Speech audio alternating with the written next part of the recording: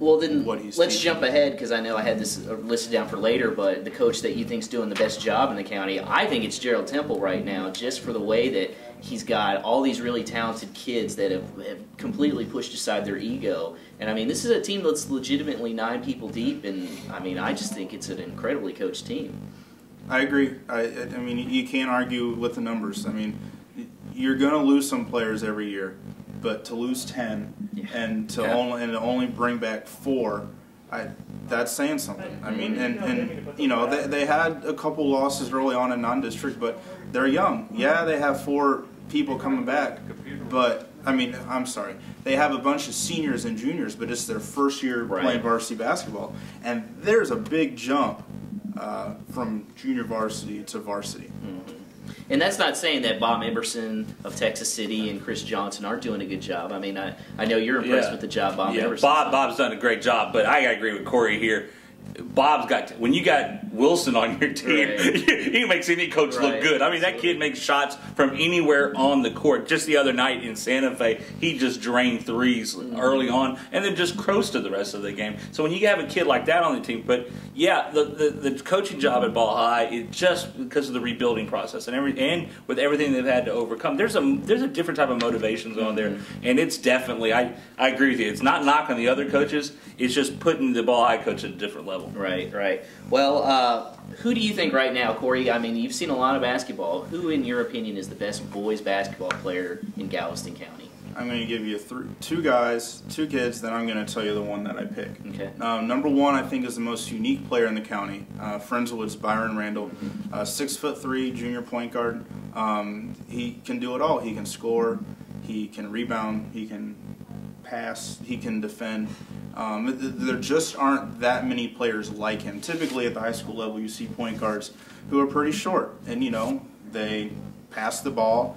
Every now and then they can hit a three-pointer or two. But, I mean, and the fact that Byron has improved his jump shot so much just helps him become better, because last year you didn't have to guard a shot. You could keep him from penetrating. But now he can penetrate and kick to some of those shooters, and that's when Friendswood's playing their best, when those shooters are making those shots.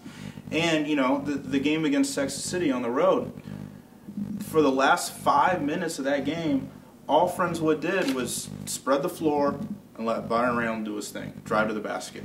You know, he missed a couple layups. If he makes 1 or 2 of those, they win the game. His strength, to me, is what really impresses me. I mean, he can really fight his way to the basket. Yeah, he can, and he's only a junior. He's going to get better at finishing. I think, you know, there's some schools look at him to be a point guard, and the thing that's going to stand between him and getting, you know, landing that big Division I scholarship is finishing on a consistent basis and improving his outside shot a bit. Because last year it was bad. This year it's better. But if it gets better, he could be really good.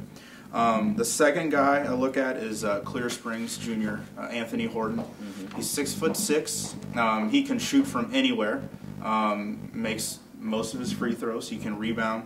He's feisty. If I have one problem with him, it's that maybe he gets too into it sometimes. He's not afraid to make contact, but he draws probably a few too many charges, because it seems like sometimes he's more interested in, you know, making the other guy fall down. But, you know, that's not necessarily a bad thing. He's a junior. He can mature in that area. He can figure out, okay, do I take it now? Do I not? You know, he can get past that. And if he can develop the ability to drive to the basket, he really will set himself apart from other high school seniors next year, because he can shoot from the outside, he can score on the block, but, you know, if he's out on the perimeter, you can you can press him so he can't shoot, because you know he's not going to drive around you. So, but he's up there, he could get good. But if I was going to take one kid to start my basketball team with right now in Galveston County, it would be Hitchcock's Roderick Gilmore. Interesting. Oh yeah, that's a name we hadn't heard so much of a whole lot. He plays just with the Class 2A Bulldogs, but I'm telling you what, this kid has it all. He's 6'3" or 6'4". He's incredible. He can shoot, he can drive, he can rebound, and I've never seen a player better fit to defend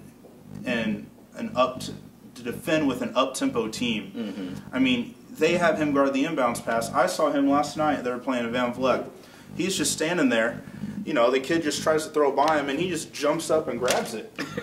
I mean, who does that? That's his wide receiver skills coming through. Yeah, I mean, that's where we first knew about him. Mm-hmm. But, I mean, he's a lock for 25 a night. Last night he had 30 points and 8 rebounds. Hitchcock won by 42, I think. But, yeah, he's so smooth. He's effortless. I'm not going to compare him to being as good as Michael Jordan, but when you watch Michael Jordan and a guy like Kobe Bryant, they just look smooth, and it's like they're not even trying. Ryder Gilmore definitely has that. If I had to pick one player in Galveston County to start my team with, it would be him. Wow. I like it when it's one of those smaller school guys, too. They can emerge there. That you can just tell can play on any level. And he just happens to be at that smaller level. And because he is so dominant, you just know he can play 5A, 4A, doesn't matter. He's going to be out there and probably look the same. Well, who's the best guy that you've seen, TJ? Do you think it's Wilson? Yeah, it's Wilson. I mean, that kid is just so impressive. But that's also why Texas City concerns me a lot.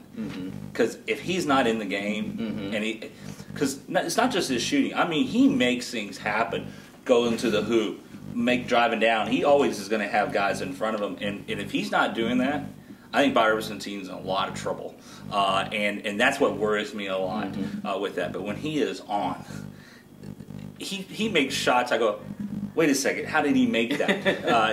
The only other kid I've seen this year make some great three-pointer, DeLeon from Santa Fe, who was on his knees and made a three-pointer the other night against Texas City. And then on the same game was falling backwards and made a three-pointer. I'm like, wow. I mean, this wasn't even a fadeaway three-pointer. He's falling down and made a three-pointer. But Wilson's definitely, the kid, particularly in that district, I think, that really stands out there and all.